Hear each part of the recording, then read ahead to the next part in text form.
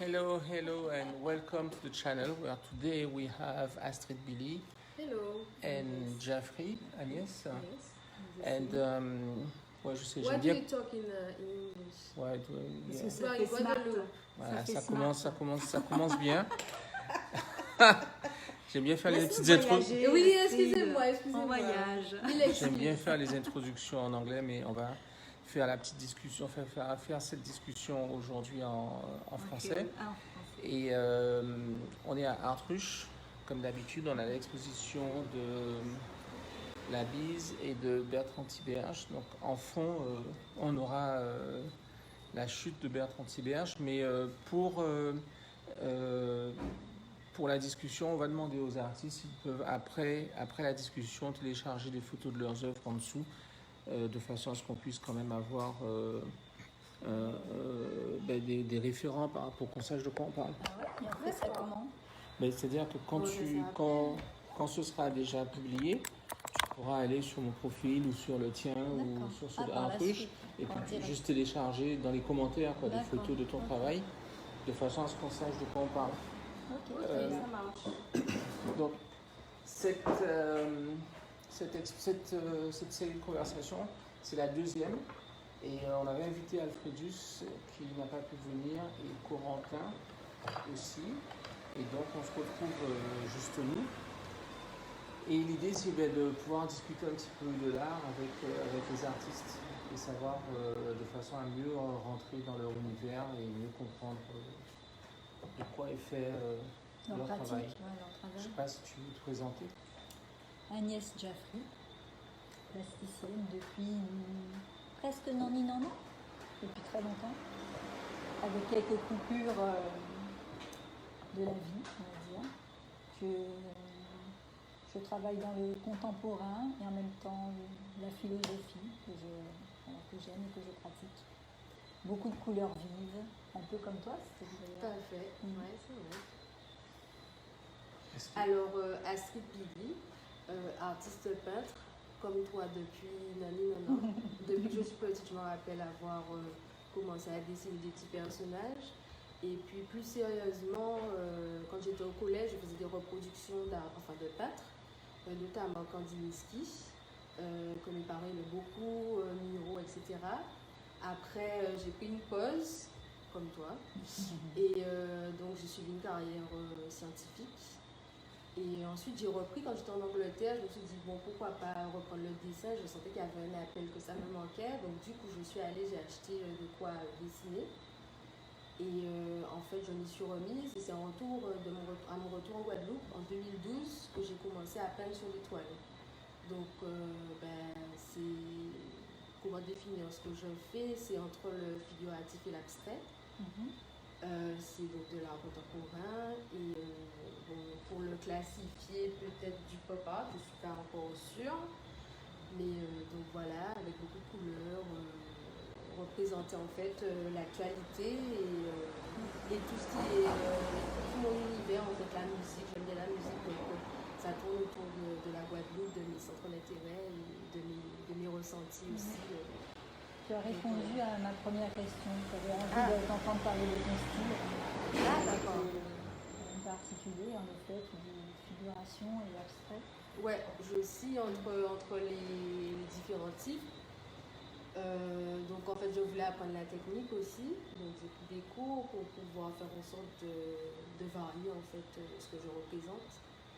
Et dès que j'ai une idée de savoir comment la retranscrire sur la toile en fait. Parce qu'avant c'était plus en autodidacte, instinctif, et donc j'avais pas forcément les outils pour pouvoir retranscrire ce qui était dans mon esprit sur la toile. Donc voilà. Quand tu dis que tu as pris des cours, parce qu'en fait toi ta formation à la base elle est plutôt scientifique. Tout à fait. Et toi tu étais à l'école d'art. J'étais à l'école d'art. Mais tu as fait quoi à l'école d'art? J'ai juste fait une année, après j'ai été happée par la pub, la communication. Tu as fait une année à l'école d'art? Ah ouais, seulement. Et genre la première année? J'ai eu un bac art plastique et j'ai fait une année. Juste la première année d'école? La première année. Et après tu as été directement sans prétention, travailler. je m'ennuyais un petit peu parce que c'était le début de cette école. Démarrait, c'était sa 3e année d'existence. En Martinique? En Martinique. Et elle était très ouverte. Elle était ouverte même à ceux qui n'avaient jamais pris un cours. Donc, D'accord. j'avais eu un bac à littérature et option en plastique. Donc, Ouais. donc, j'avais aucunement l'intention de devenir professeur. Donc j'ai choisi un autre chemin un peu plus rapide en me plongeant directement dans la production, la créativité, la création. Vous avez fait la même école, c'est Ouais.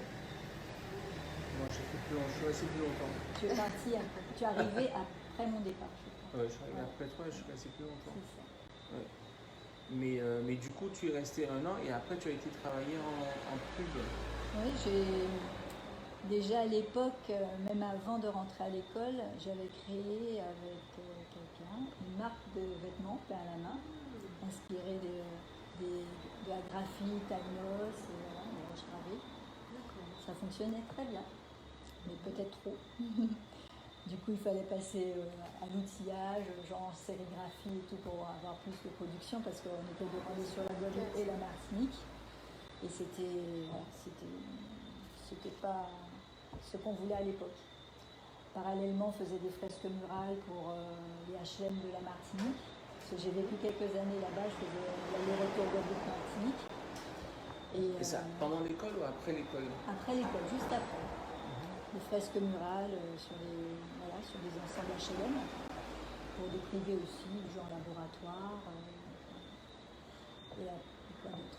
Donc, Oui, malgré de la tout, tu es restée communication dans l'art, aussi. du coup. Oui, je suis quand même restée dans l'art, mais aussi une fois qu'on met le doigt dans l'engrenage de la communication et de la pub, c'est tellement chronophage qu'au bout d'un moment, tu t'aperçois même plus que tu n'utilises plus tes pinceaux pour l'art. Ça t'a pas manqué en fait, tu n'as pas ressenti le manque de l'art, C'est que- tu as donné envie de, même si tu faisais pas peut-être exclusivement de l'art, le faire en parallèle.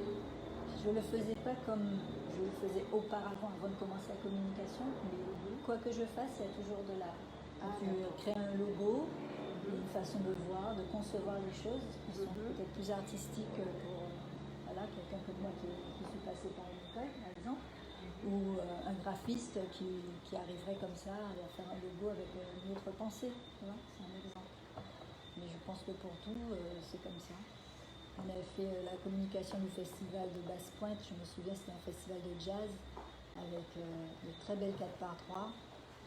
Comment il s'appelait le chanteur aux pieds nus, le flûtiste martiniquais? Mona. Voilà, j'ai Mona. Voilà, c'est fait.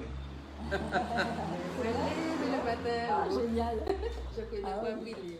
Mais est-ce que c'est. Dans quelle mesure on peut vraiment dire que c'est de l'art? Parce que quelque part, les gens, ceux qui font de la mode disent que c'est de l'art, ceux qui font de la com disent que c'est de l'art, les architectes disent que c'est de l'art. Oui, ça dépend, voilà. Non, ça comment peut tu pas conçois dire la chose? Tu peux concevoir un tiban de façon artisanale ou artistique, pour l'avoir Pas déjà vraiment, fait. non. C'est vrai? C'est Non. artisanal pour toi? Le tiban à la base est artisanal. Après, tu peux essayer de l'élever. Ben oui. Ah ben, c'est pas Et pareil. c'est ce travail-là que tu fais, c'est ce que je te dis. Mais C'est c'est cette un travail, différence. c'est un travail en 2 temps. Tu as le tiban et après tu as l'action artistique qui vient l'élever au rang d'art. Absolument. Donc quand tu fais un logo, une 4x3, un catalogue, même un dépliant, même une carte de vœux, ça peut être quelque chose de tout à fait en ligne droite de la communication comme on l'entend, mais aussi un objet d'art. Ça dépend comment tu conçois la chose, Mais comment en tu la fait- réfléchis, comment tu l'écris.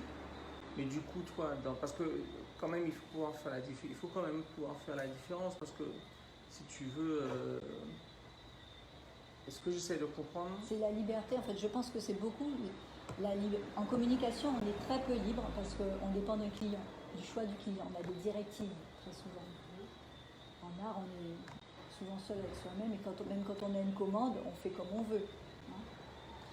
Eh bien, moi, j'avais la chance de pouvoir mettre mon grain de sel systématiquement dans presque tout ce que je faisais. Je ne peux pas dire que tout le temps c'était de l'art. Hein. Comme tu m'as demandé, est-ce que j'étais en manque parfois? Non, je n'étais pas en manque. Voilà, c'était une période que je devais vivre comme ça. J'ai appris beaucoup de choses. J'ai appris l'outil ordinateur, infographie, voilà, que j'utilise encore aujourd'hui. Et, on entend des applaudissements. On a des fans à l'extérieur. Non, parce que moi, où je veux en venir, c'est que du coup, tu es revenu à la peinture même Je à suis, part oui, entière. À quel moment? Il y a combien de Oui, temps? c'était ma question. voilà, je suis revenue à la peinture en 2015. Il a fallu que j'arrête tout ce que je faisais en communication, en effet, parce que je ressentais le besoin impérieux de m'y consacrer totalement. J'avais Et vraiment avant besoin de faire 2015, corps. la dernière fois que tu avais peint une œuvre d'art, C'était c'était quoi? peut-être en 2000. Ah ouais, quand J'ai eu même. 15 ans où je n'ai pas. Voilà. C'était une période particulière. Après, toujours jusqu'à maintenant, ma procédure, c'est d'abord d'écrire. Donc j'ai toujours écrit. Mais je ne passais pas là. Je faisais des dessins, je gribouillais quelque chose, comme je peux le faire sur un cahier, sur quelque chose, mais je ne passais pas à l'œuvre totale. D'accord, donc tu avais plein de dessins en fait que Oui. tu stockais et... Voilà. Je stockais mes idées en attente de. J'attendais le bon moment.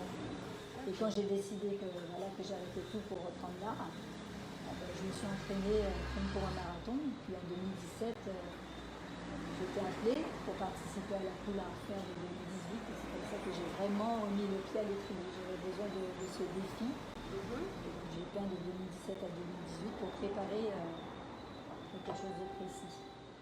Et est-ce que c'est cette année-là? Parce que je sais que tu avais fait un travail avec Abdel Faye. C'était en 2019? Non, en 2019 avec d'accord, ok. C'est vrai, on s'était vu en 2018, sur la Poule 2018. On s'était revus parce qu'on se connaissait déjà de la Martinique.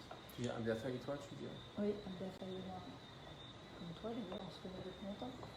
Et donc il m'avait proposé un thème, au Chappé, parce qu'il était très touché par ce thème et par les ravages que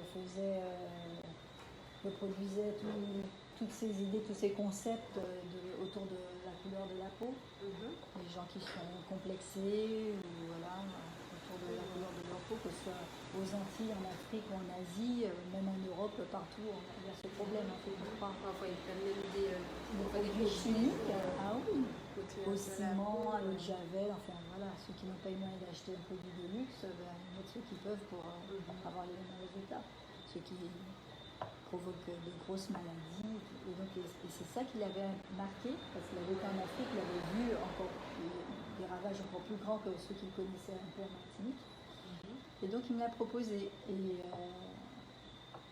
Et donc on n'a pas voulu se consulter pendant que chacun travaillait de son côté. On se tenait au courant juste des avancées générales. Et puis quand on a exposé, on s'est montré ce qu'on a fait chacun de notre côté sur le même thème, c'était vraiment complètement différent. Parce que tu peux regarder quelque chose, mais ça dépend du point de vue où tu te places. Voilà. Et vous avez réussi à collecter ces travaux qui étaient différents et faire quelque chose de... Non, on a exposé... les exposés tels quels. Voilà, on les exposait tels quels. Oui, le but du jeu, c'était le point de vue de chacun. On peut avoir des points de vue différents sur le même sujet. Et c'était ça à l'intérêt. Donc la richesse. L'expo s'appelait Peau Chappé. Peau Chappé. Et c'était quoi ton point de vue dessus? Ah ben, Peau Chappé, j'ai pris un petit peu de hauteur sur le problème lui-même et je me suis dit que, quel que soit le problème, j'ai un peu généralisé pour arriver un peu à ce que moi je voulais faire. J'ai un peu généralisé en disant oui, des problèmes, on en a tous, on ne sera jamais comme l'autre voudrait qu'on soit. Qu'on soit blanc, noir, gris, vert, bleu, on sera toujours différent. Il faut qu'on accepte cette différence. Et si on ne l'accepte pas parce que c'est difficile, parce qu'on vit dans un environnement particulier où on a le poids de tout ça, tout le monde n'est pas logé à la même enseigne, eh bien, il faut voir le verre toujours à moitié plein. Donc je suis partie de ça et ça a donné tous ces personnages dont j'avais découpé les coups pour montrer les étapes, les steps, tu vois, pour s'élever au-dessus de beaucoup de choses. Et la couronne d'épines que j'avais mise, qui était portée en auréole, c'est les choix qu'on fait au quotidien avec ce qu'on a. Soit un fruit pourri devient du compost, donc une bonne chose, un engrais, soit il continue à pourrir et il sent mauvais et ça devient un déchet. Voilà, c'était un peu ça, mathématique. Savoir qu'on a quelque chose, qu'est-ce qu'on en fait? Pour le transformer de façon... soit on transforme ses impressions, soit on transforme sa vie, soit on transforme par des actes, on transforme quelque chose.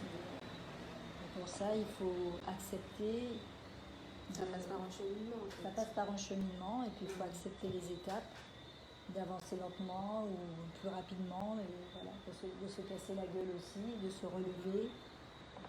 Donc les coups découpés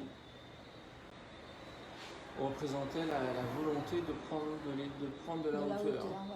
Voilà. Comme un passage. Un passage, on passe du cœur au verbe par la bouche et voilà, on s'élève. Il y a la violence aussi. Mais il faut souvent se faire violence pour ne plus subir ses propres souffrances. Je pense qu'on nourrit souvent nos souffrances et ça nous rassure. Non, mais là, c'est pas se faire violence. Là. Oui, c'est se faire violence que... Mais non, c'est pas se faire violence. Si tu coupes le cou, c'est pas se faire violence. C'est la violence directe. Ben oui, quand tu coupes le cou. Se mais faire violence, coupé, quand là. tu dis... Il n'est pas coupé, il est montré autrement. Ah ben non. Ah ben non, Non, mais tu as le droit de le voir comme ça, toi. Mais non, je le vois comme il est. Il est coupé puisque il est détaché. Il n'est même pas collé. Il est détaché. On voit l'espace entre les deux. Comme un passage piéton. Il y a une bande. On voit l'espace. Donc si tu veux, il est coupé, détaché, recoupé, détaché, recoupé, détaché. Mais tu verras qu'il est en aplat. Il n'est pas. Tu vois. Oui, mais il y a donc ça fait vraiment comme un passage piéton, ce sont des bandes. Mais tu peux pas. Attends, mais ça. non, mais tu ne peux pas contraindre les gens à voir comment. Ah non, mais moi je te dis comment je l'ai fait. Après toi, je te dis, tu es libre de voir. Mais c'est ça. Et du coup, quand tu vois un coup coupé, c'est. Toi, tu ressens une violence. Ah ben oui.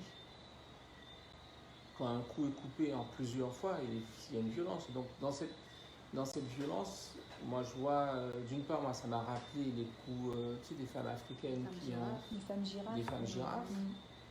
D'une part, mais ça aussi, si tu veux, le fait que tu en parles comme étant la représentation de la volonté de s'élever, moi je pense à un concept qui m'intéresse pas mal, c'est l'idée de la violence collatérale. C'est-à-dire qu'en fait, c'est une violence, si tu veux, qui n'est pas infligée de façon directe pour elle-même, c'est-à-dire que tu n'as pas voulu, tu vois, même dans le fait que tu dises ah non, c'est juste machin de. Si tu veux, je comprends ce que tu veux dire. Le fait que tu n'abordes pas ça comme une violence, c'est que clairement, tu n'as pas cherché à couper les coups, mais tu as cherché à représenter autre chose. Mais en cherchant à représenter autre chose, tu as créé. Comme souvent, tu as créé cette violence.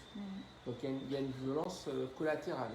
De toute manière, je suis d'accord avec toi qu'il y a une violence intrinsèque à tout ça.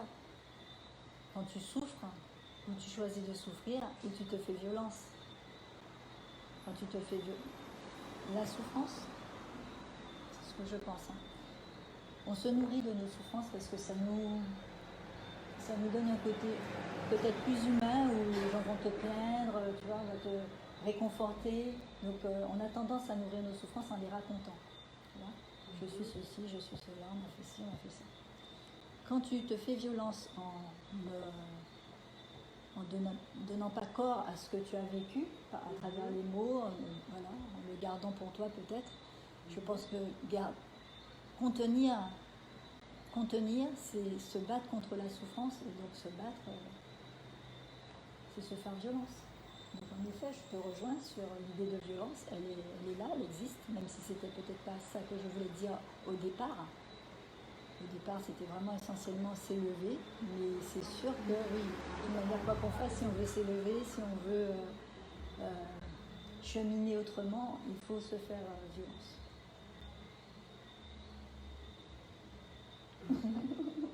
Et toi? Et moi quoi? Je sais pas, la violence.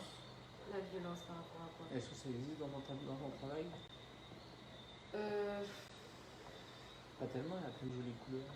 Non, mais il y a plein de jolies couleurs, mais au-delà... C'est pas un reproche d'avoir de jolies couleurs? Non, au contraire, non, chacun a son style, chacun fait comme il veut, jolies couleurs ou pas jolies couleurs. Mais au-delà des jolies couleurs, effectivement, il y a quelque chose de plus profond, qui je sais pas si c'est de la violence, mais c'est des ressentis, c'est des expériences, c'est du vécu en fait, qui m'est propre. Et je je sais pas, parce qu'après, je peux pas me dévoiler comme ça totalement, mais en fait, sur les premières œuvres que je faisais, c'est pas évident. Ben oui, c'est pas facile. J'ai l'impression que c'est la deuxième fois, je ne vais pas revenir dessus, mais encore une fois, tu dis oui qu'il y a de jolies couleurs, mais il y a aussi quelque chose de plus profond. Mais il n'y a pas d'opposition entre la profondeur du propos ou du travail et la beauté des couleurs, ou est-ce que tu penses mais que... ça peut être dichotomique, enfin, d'avoir de jolies couleurs. On a l'impression que c'est gai, que c'est l'idée qui vient directement quand on voit une œuvre qui est colorée, qui est belle. On a l'impression qu'au fond, que tout est beau, tout est rose, comme on dit, et voilà. Mais c'est pas forcément parce qu'il y a de belles couleurs que... Oui. Mais est-ce que ça peut être... c'est pas forcément en termes d'opposition, tu vois. Est-ce que ça peut être en termes de complémentarité ou justement d'exprimer, parce que de la même façon, tu as la couleur, tu as une violence. L'œuvre d'art n'est pas obligée d'être violente. Hein. Tu n'es pas obligé d'avoir de la violence dans l'œuvre. Hein. Mais de la même façon, je dis ça juste par exemple, hein, mais de la même façon, tu peux avoir une certaine violence collatérale dans le fait qu'elle coupe des coups et qu'elle ne se rend même pas compte qu'elle a coupé des coups. De la même façon, tu peux avoir... Non, mais c'est-à-dire que le fait qu'elle ne se rende pas compte, ça qualifie un peu sa violence, parce qu'il y a toutes sortes de violences. Et ici, tu vois, la couleur peut être partie prenante de l'expression de ce que tu veux, pas nécessairement une opposition. C'est-à-dire, tu vois, c'est pas parce que c'est rempli de couleurs que c'est forcément, comment dire, superficiel. Tu m'as dit, toi, c'est pas violent, il y a de belles couleurs. Mais c'est une question. Donc, c'est une question. Mais c'est pas obligé d'être violent. Ah, mais bien sûr que non. J'ai pas fait que des œuvres. Je fais des œuvres aussi. Par exemple, ma dernière série que j'ai faite sur la Guadeloupe, c'est pas destiné à être violent, c'est destiné à parler de notre réalité. Mais les œuvres que j'ai faites plus personnelles, peut-être qu'il y avait de belles couleurs, mais que c'était plus violent que ce que je fais maintenant, en fait. Tu vois ce que je veux te dire ou pas? Je peux utiliser, enfin, au début, j'ai l'impression qu'il y avait plus pas de violence entre guillemets, mais il y avait plus ça que mes œuvres maintenant, donc je peux l'utiliser, je sais pas, là maintenant ce que je fais, c'est plus en termes d'artistes engagés en fait. Parce que je me rappelle que j'étais venue avec toi et on m'avait parlé, on m'avait posé la question. Et aujourd'hui, ce que je fais, c'est plus retranscrire en fait les réalités de la Guadeloupe. Tandis qu'avant, je fais un parallèle avec avant. Avant, c'était plus les émotions, ce que je vivais, ce que je ressentais qui pouvait paraître plus violent. Parce que pour la vie, un fleuve tranquille.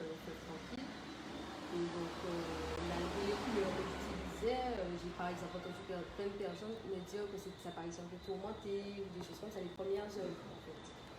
Donc dans ce sens-là, oui au début. Mais les premières œuvres, elles étaient pas si colorées que ça. Elles étaient très colorées, mais les couleurs étaient moins vives. Il y avait beaucoup de violet, beaucoup de choses... beaucoup de noir, moins vives, mais beaucoup de couleurs aussi, mais quand même moins vives. Avec une sorte avec des interpénétrations plus importantes. Mais est-ce que tu arrives à des couleurs plus vives du fait des retours que tu as eu? Est-ce que quelque part t'en as eu marre qu'on te dise ah oui c'est violent, c'est triste, machin, et que tu t'es dit bon ben je vais me ressaisir, je vais faire des choses un peu plus... Non, ça a participé. Je me suis dit que c'était un challenge en fait, parce que j'utilisais beaucoup de noir. Je le faisais naturellement. Et puis quand j'ai fait la première couleur en 2016, je me suis dit pourquoi pas, effectivement avec du recul, je voyais que ça avait du sens quoi. Donc je me suis dit pourquoi pas essayer de faire autre chose. Et de fil en aiguille, effectivement, je ne sais pas si c'est les expériences qui étaient peut-être plus agréables au fur et à mesure qui ont fait que ça a eu un impact sur le fait que j'utilise des couleurs moins sombres. Donc je pense qu'il y a un peu des deux. Il y a l'opinion des autres qui m'a fait avoir un petit déclic, et puis moi-même, mon cheminement aussi qui fait que mon travail évolue et que maintenant ça se trouve qu'il est plus coloré. Mais bon, après peut-être que dans quelques années, on ne sait jamais, je fais au gré de ce que je ressens aussi, de ce que je vis. Donc,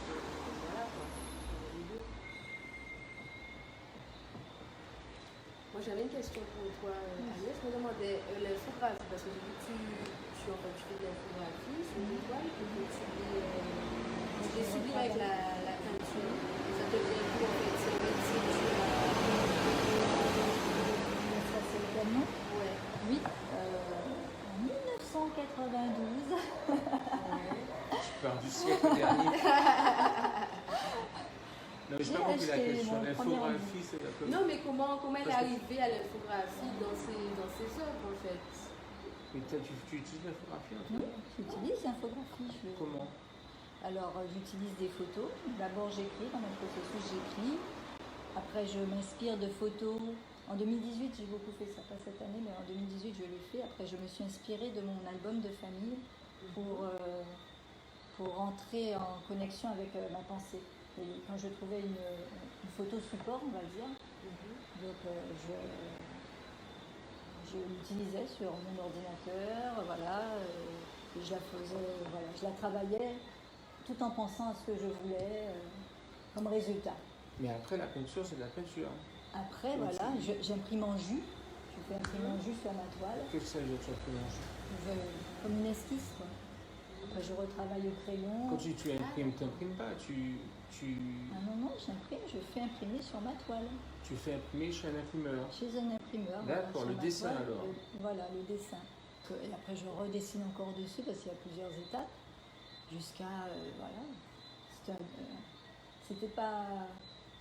J'avais envie d'utiliser vraiment tous les outils qui étaient à ma disposition. D'accord. Et avant ça, tu faisais quel type d'œuvre? Avant, mais j'étais j'étais vraiment... Non, avant cette période, je travaillais beaucoup le nu. Des logos. Non, je travaillais beaucoup le nu. Ah, d'accord.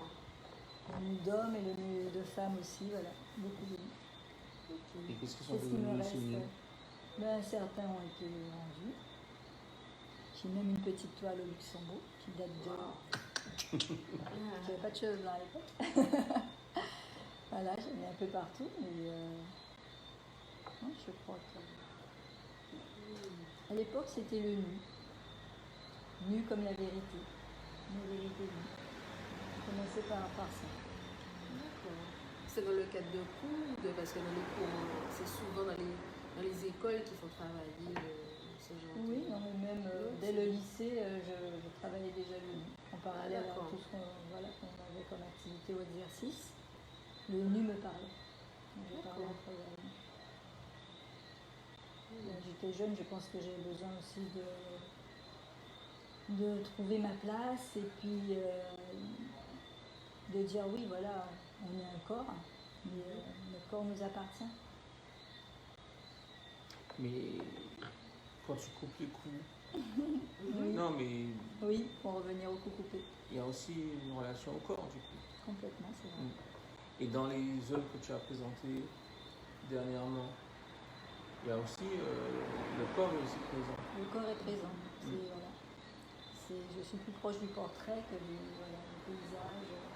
Je parle à travers... Je pense que je parle beaucoup de moi, certainement, mais pour parler aux autres. Voilà.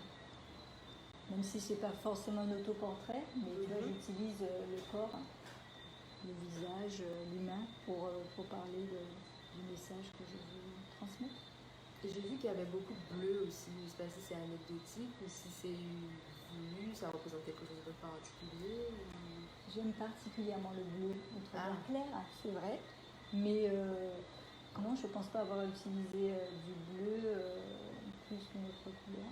Je n'ai pas vraiment fait attention à ça. Mais c'est vrai que j'ai une œuvre là avec un corps qui était comme recourbé.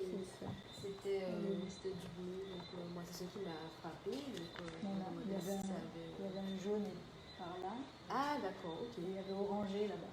Ah bon, je sais pas, ça m'a marqué. Ouais, c'est celui-là qui t'a marqué. Voilà, oui. D'accord. Et donc, toi, tu as fait des personnages. Tu as fait Chevry, De Motard, le président, Chalus, qui d'autre? Non, il y avait quelqu'un d'autre. Ah oui. Le préfet. Gustin, voilà. Gustin. Ouais. D'accord. Et donc ça, c'est tu as fait ça depuis quoi, 2019 ou 20? 2019. Et Après la plan à faire, j'ai commencé à faire pour. donc c'est 19-20 en fait. Voilà, exactement. Qu'est-ce que tu as fait en 20? Le préfet c'est en 2020. Le préfet, non, je crois que c'est 2019. C'est à l'occasion des radars alors. Oui, pour les radars tourelles, effectivement, pour représenter la violence routière en fait qui est commune ici, quoi. Donc, mais j'ai voulu représenter aussi certains paysages de l'île, parce que c'était dans un but en fait, parce que comme je disais, quand tu vas dans des musées, tu vois des périodes de la vie qui sont capturées sur des toiles avec des personnages qui ont fait l'histoire du pays. Et je me suis dit, ça ne s'est jamais encore fait, enfin, de ce que je connais ici. Donc je me suis dit, pourquoi pas prendre cette idée-là et la travailler à ma façon. Parce qu'on m'avait dit, oui, pourquoi tu vas des séries, et artistes engagés, etc. Donc ça a fait son chemin. Et je me suis dit, ouais, pourquoi pas, et puis la Guadeloupe me tient à cœur, donc pourquoi pas représenter ce qui Donc se en passe. fait, pour toi, c'est un petit peu, pour toi, ce sont des œuvres qui ont vocation à représenter un moment de la vie, quoi, c'est-à-dire Voilà, une exactement. période Une période, de parce que la évolution, Guadeloupe quoi. est importante aussi, au même titre que les autres grands pays. Et je me suis dit, pourquoi pas, ça va rester, enfin j'espère, C'est ça. Mais est-ce que tu vas continuer comme ça parce que tu penses que tu veux que ça reste juste 2019-2020 et que ça soit mis dans une sorte de bulle et qu'après tu fasses autre chose? C'est une bonne question, je n'y ai pas encore réfléchi. Je pense que moi je fais, je sais pas, là je travaille, enfin j'ai fait, la dernière œuvre que j'ai faite par exemple, c'est sur la Covid, mais pas seulement ciblé sur la Guadeloupe, mais plus large, quoi, puisque bon, c'est un phénomène qui est mondial, donc c'est plus large. Mais après, là j'ai un projet par exemple avec un photographe qui est complètement différent, où on a fait des photos, des séances photos, et moi je peins autour d'un thème. Donc c'est complètement différent de la série de la Guadeloupe. Et après, je ne sais pas à quoi je vais revenir, quand je vais reprendre mes toiles, je sais pas encore, je n'ai pas encore décidé. Donc peut-être qu'il y aura des toiles comme ça périodiquement qui seront dans le même thème que la série de la Guadeloupe. Mais je comprends pas quand tu vas reprendre. Donc en fait, en ce moment, tu fais de la photo. Je ne fais pas de la photo, je fais toujours de la peinture. Je Tu peins dis autour. quand tu vas reprendre les toiles. Ah, tu dis la toile même, parce que là, je peins sur du Bristol. Donc en fait, tu prends des photos, Ouais. tu colles la photo sur du Bristol et tu peins autour. Voilà, exactement. Sur D'accord. un thème comme c'est comme une série, mais c'est un thème différent.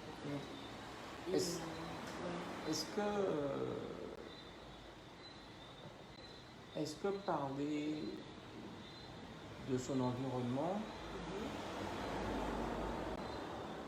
parce que pour toi, par exemple, quand tu fais chevrerie, par exemple, parce qu'à un moment, tu dis que tu peins les problèmes de la Guadeloupe. Mais quand tu fais chevrerie en bikini, c'est quel problème alors? C'est les sargasses. D'accord. Et quand tu fais Domota? C'est le problème de l'indépendance, de l'autonomie de la Guadeloupe, de ce qu'on a vécu en 2009. C'est toujours une question récurrente. Voilà, donc c'est pas vraiment... Il y a des indépendantistes. Quel est notre rapport à ça? Comment c'est vécu? Tu as choisi des personnages emblématiques, on va dire. Voilà. Pas forcément d'actualité, c'est ça. Mais c'est intéressant. Il est d'actualité quand même. Quand tu as parlé de 2009...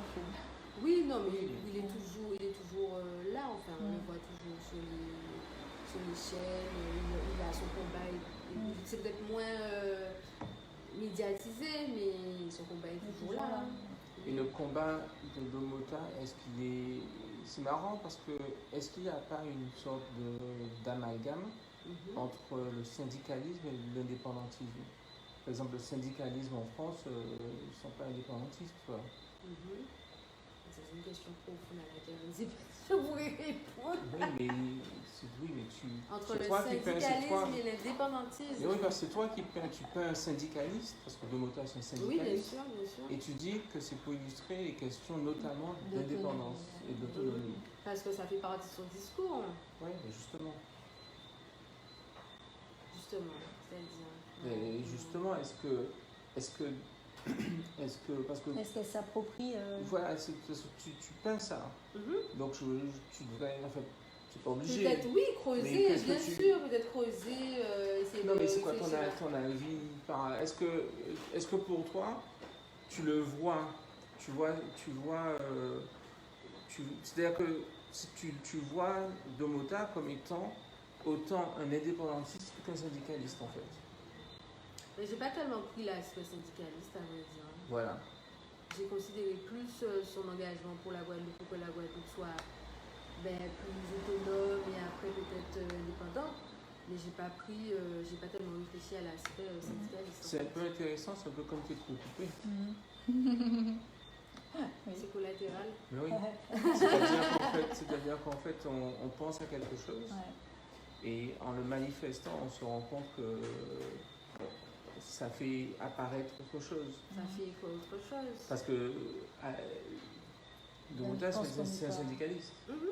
Il est président du GTG, il est clairement syndicaliste. Or, toi, tu fais un portrait de lui et tu enlèves complètement ce qu'il est de plein pied, enfin administrativement en tout cas, pour ne retenir que l'image qu'il laisse transparaît. Mais c'est une image populaire, enfin je pense que c'est une image populaire. Oui, aussi. c'est ça. Après, c'est vrai que si je voulais que mon travail soit plus... c'est peut-être une dimension que je peux faire après, essayer de voir en quoi son rôle dans le GTG peut...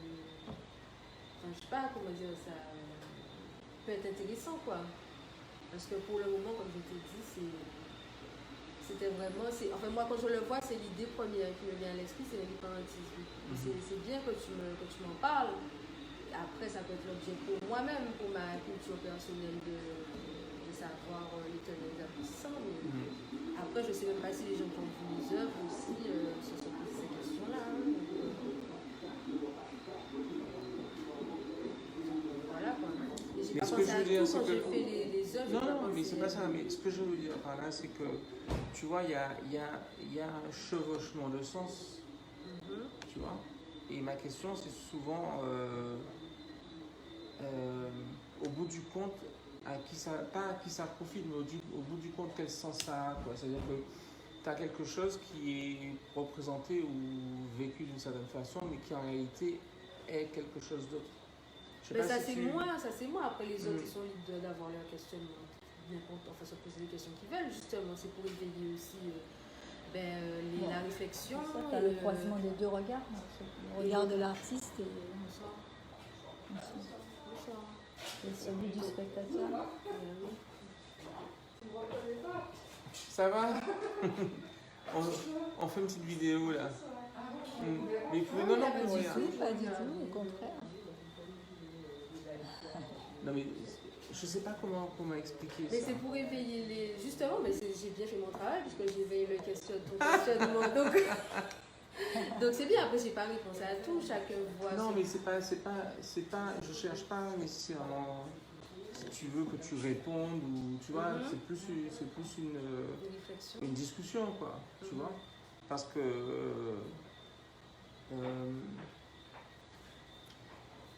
je me pose toujours la question de l'amalgame en fait, particulièrement dans les questions autonomistes ou les questions d'identité de notre peuple. C'est-à-dire que tout est mélangé et du coup on ne voit pas clair.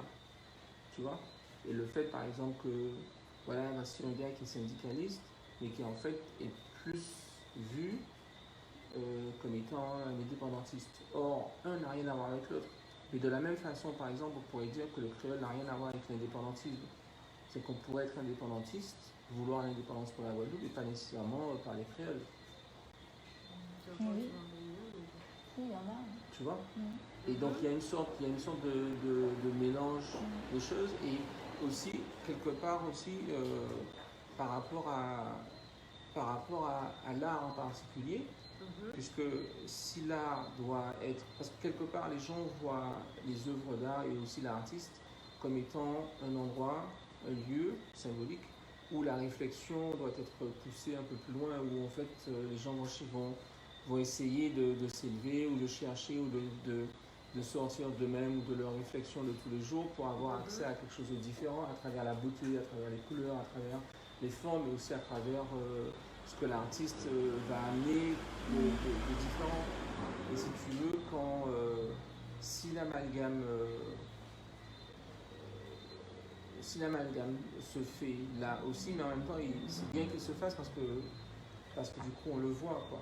Mais c'est pas un amalgame, puisqu'il est indépendantiste et il est syndicaliste. C'est une partie, moi je représente peut-être une partie de ce qu'il est. Alors pourquoi Tu l'as juste représenté, hein, oui. Il n'y a pas de détails qui parlent ni d'indépendance. Non. Syndicalisme. Bon, je l'ai représenté de façon décalée. Non, mais ta représentation n'est pas inexacte. Puisque c'est de la même façon, si toi tu le vois comme ça, la plupart des gens voient ça aussi, quoi. Tu vois, donc il n'y a pas de contradiction. Mais moi je me pose vraiment souvent cette question d'une part du chevauchement des sens, tu vois, et d'une part, et puis d'autre part aussi, quelque part la relation entre la réalité de ce que c'est qu'un artiste engagé. Parce que toi, tu parles d'engagement, tu vois. Mais le fait de faire des tableaux sur les différentes questions ou les différentes questions qui se posent en Guadeloupe, est-ce que ça fait que de toi un artiste engagé, tu vois. Et aussi, pourquoi tu veux être un artiste engagé? Est-ce que tu n'es pas obligé? Je suis pas obligée d'être un artiste. Oui, je sais bien, mais je sais pas, ça a cheminé dans mon esprit, et voilà.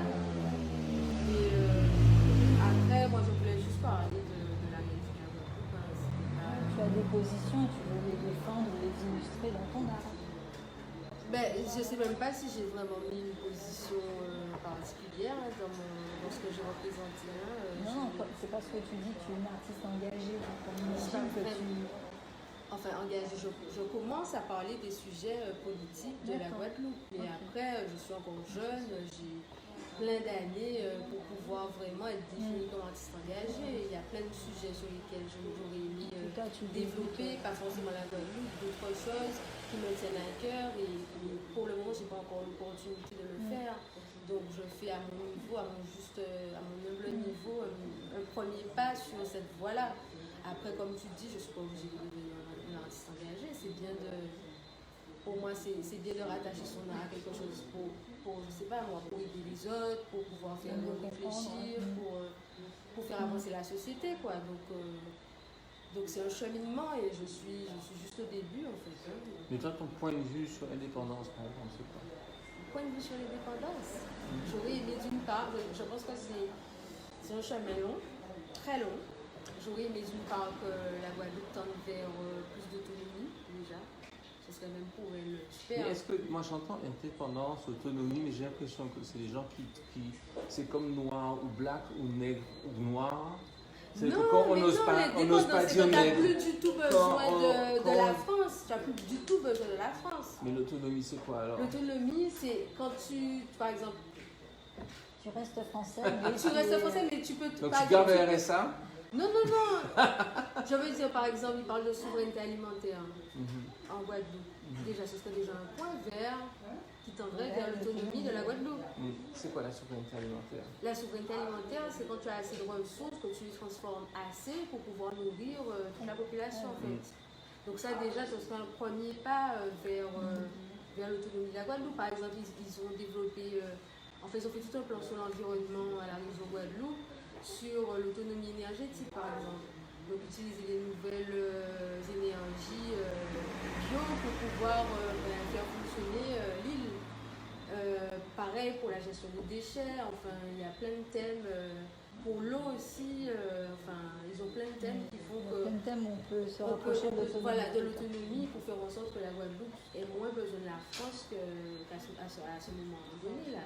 Parce Et quand que tu si, dis par exemple, moins besoin de la France, c'est que les questions que tu poses, là, c'est plus moins besoin d'implantation. aussi, oui, Mmh. l'importation d'avoir recours aux autres pour pouvoir fonctionner, quoi. Donc oui, effectivement, si tu veux parler de tout ce qui est alimentaire, au détour de la France pour pas mal de produits, déjà développer des choses avec ce qu'on a, les ressources. Par exemple, ils vont faire l'agro-parc là bientôt qui va dans ce sens-là. Il y a d'autres structures. Donc pour moi, c'est déjà certains pas vers le fait que la Guadeloupe soit plus, comment dirais-je, pas se suffise à elle-même, soit plus autonome. Mmh. Mais du coup, dans la série Portrait, il y en a qui sont plus ou moins, le mot est difficile, mais je vais dire péjoratif, mais c'est pas le bon mot, mais ça s'approche. C'est qu'il y a des personnages desquels tu es plus proche que d'autres ou pas? Symboliquement ou idéologiquement? Bonne question, mais ça ne veut pas révéler. Il faut nous dire, puisque c'est toi qui fais les tableaux, donc on a besoin de Pourquoi tu savoir. ne veux pas tirer? Non, mais je sais pas, quand par exemple, je sais pas, mais non, mais quand même, c'est. On sent sera un peu réduit. D'accord. Évidemment, pour arriver à des taux intéressants, ça demande quelques siècles, je pense. Et toi, Quelques qu'est-ce que tu siècles. penses, Thierry? Je ne sais pas si on peut. Mais moi, je Est-ce pense que que. leur permet de contrôler, de maîtriser l'inconscient? Moi, je pense pas que ça. Je sais pas si ça permet de contrôler ou de maîtriser, mais je pense qu'il y a un rapport, il y a une relation il y a un dialogue C'est ça. qui se met en place. Tu vois, c'est que tu fais un truc et tu dois regarder ce que tu fais et te poser des questions. Et certainement pas. Pas zapper d'une œuvre Voilà. à une autre, quoi. Non, tu peux zapper, mais pas refuser. Tu peux pas, c'est d'une œuvre à l'autre, mais tu peux pas dire ah mon cher machin. Il faut que tu comprennes ce que tu fais. Tu vois, alors parfois ça prend du temps, parfois tu comprends pas forcément tout de suite et tout ça. Donc tu vas y aller doucement, et bon, tu veux pas arrêter de peindre ou arrêter de faire des affaires parce que tu n'as pas compris, parce que tu n'as pas une réponse à une question qu'on t'a posée, tu vois. Mais éventuellement, si tu gardes cette idée ou cette volonté de comprendre, ben, la réponse va venir. Mais je crains que ça soit une sorte de course de cavalerie, quoi. C'est-à-dire que plus tu vois, c'est une sorte de cavalerie, et je sais pas si ça t'emmène pas dans un puits sans fond. C'est-à-dire que plus tu comprends ton inconscient, c'est-à-dire que plus tu peins, plus tu regardes ce que tu fais et tu te rends compte de ce que c'est, et donc tu réagis par rapport à ça, et puis aussi ça ouvre ta vision du monde. Donc tu vois le monde différemment parce que tu es nourri de ce que tu as fait. Et tu continues, et plus tu es nourri de ce que tu as fait, plus tu continues, mais en fait, il n'y a pas de fin. Et donc tu te perds, tu risques de te perdre dans ton inconscient, je pense. Bon, c'est pas parce qu'il n'y a pas de Pas fin qu'on forcément, peut hein. se perdre. Au contraire, c'est que tu peux aller. L'image du puits sans fond, Moi je pense que c'est un puits sans fond. c'est un puits sans fond l'inconscient. Mais on ne s'y perd pas quand on travaille. Je sais pas, remarque, je ne sais même pas ce que ça veut dire se perdre. Que ça voudrait dire se perdre dans ce... Perdre la boule. Ouais, c'est ça, perdre la boule ou se perdre. Ouais. Perdre son chemin, comment? Il dit que la conscience c'est la pratique et l'inconscient devient de là. Oui, c'est ça. Merci, Jessie. La conscience, c'est la pratique. Ouais, Et Et l'inconscience, c'est l'art. devient de l'art. Devient de l'art. Bon, ben, sur ces bonnes C'est paroles. entendu. Merci, merci. Hein? Il y a une question. De Valérie. Elle dit est-ce que le dialogue avec l'inconscient est la marque de l'art contemporain? Je viens d'entendre Elisabeth Bazinter séparer les modernes des contemporains par rapport à l'arrivée de la psychanalyse sur le sujet de la maternité. Bah, même si on a mis le doigt dessus par la psychanalyse, je pense que l'inconscient a toujours existé. Donc, c'est pas d'aujourd'hui que les artistes se questionnent ou questionnent l'inconscient. C'est quoi le début de la question? Est-ce que le dialogue avec l'inconscient est la marque de l'art contemporain? Peut-être. Peut-être parce que le dialogue avec Peut-être qu'on n'en est plus conscient. Avant, mais on est plus conscient de l'inconscient. Il n'y avait pas ce travail-là avant. tu dis les gens qui se coupaient les oreilles. Ou pris, je crois, une Mais même quand substance Kandinsky est particulière. devenu fou. Ah aussi. bon? Mais oui. Et tu vois ce que je disais, tu peux te perdre. Il faut qu'on fasse attention. Merci de toutes ces questions. on va mieux se contrôler. Non, mais pour essayer de répondre. Parce que si tu veux, la relation avec l'inconscient commence, enfin, on la connaît pas seulement, parce qu'en fait, dans un sens, on peut dire que la peinture des mythes, tu sais, le fameux tableau je sais pas si c'est un monstre qui arrache, qui décapite quelqu'un, je sais plus comment ça s'appelle. Mais moi, je pense que ça se développe avec la science aussi. Parce que qu'avant, on n'était pas. On ne savait pas. Qu'est-ce qui se développe avec la science? Ben, la connaissance de l'inconscient et de la conscience. Que ça se Mais développe avec est-ce que quelque part, on ne peut pas dire que quand les peintres avant peignaient les mythes, tu vois, est-ce qu'il n'y a pas aussi un rapport, est-ce qu'à l'époque, c'était pas un peu ça le rapport avec l'inconscience, quoi? Est-ce qu'ils avaient Tu vois? conscience de leur inconscience? Bien sûr. Mais s'ils n'en avaient pas conscience, c'est qu'ils n'arrivaient Il y a peut-être des pas à écrits se qui le disent. peut-être qu'ils n'arrivaient pas à le dire dans des termes, c'est-à-dire du mot, c'est ça, l'inconscient, c'est ça, mais qu'en réalité, tu vois, le mythe de la caverne, tous les mythes, etc., qui du coup, en fait, nous, ce qu'on apprend, nous, c'est que la relation avec l'inconscient, pour nous, c'est un peu Sigmund Freud et tout ça, et c'est le surréalisme, c'est-à-dire Salvador Dali, etc. Et après, dans un sens, à partir de là, il y a toute la question de l'art conceptuel, où en fait, l'idée prévaut sur la nécessité de faire quelque chose de beau.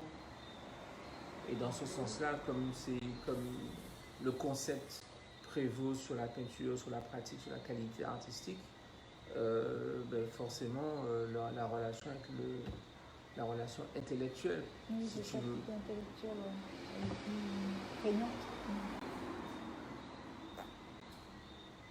Bon, d'accord. Alors Valérie a dit que vous êtes au top. Oh, merci. Ah, ben c'est bien. C'est Bon, ben c'est bon, merci beaucoup. Ouais. À bientôt. Agnès Jaffry, Astrid Billy. Astrid Billy, Cyril Allais. Et à lundi prochain. Bye. Bye bye. Il est où le truc Moi non plus, je le vois pas. Ah, mais c'est là, terminé. Non.